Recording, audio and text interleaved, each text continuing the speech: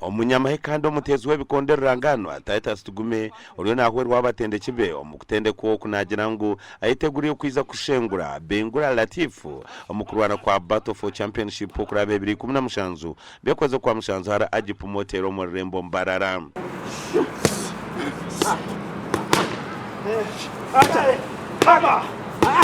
Zani mulungi konka kandi level yanjye takagikira kwa Nyondi International.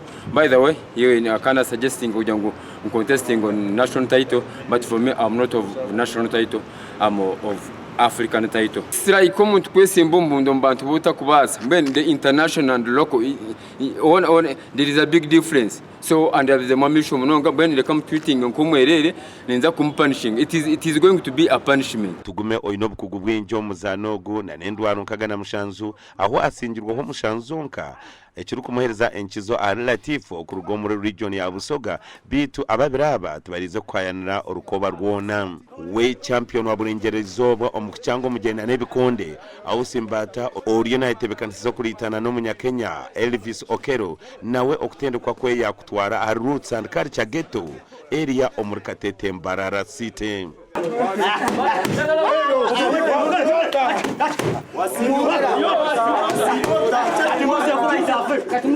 Ndiye musajja ndurwede okumukuba ne president wa Kenya jakaba njagala mukube ne coach we akabe njagala buli ngumi njagala no mukuba coach we nga akaba tetukyali amatoke na kawungu alyanko kutonda misumani zo mulabo mseke nkoko misumani na kwality ebyo bikiryaho timu ya Nyakera Town Council egutwire ya igomboro ya Nyakera agorisha twaryemwe ukangure Empaka za Benja Cup zitebekanisiwe omuri ntungamo.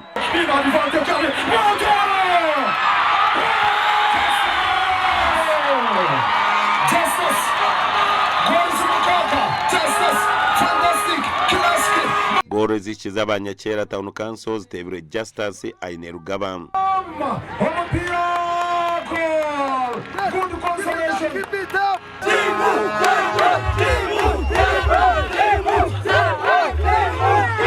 Nabwanyuma abasinguzi bakwasibwe bichoncho bakwasibwe Benjamin Kamukama Katangurang.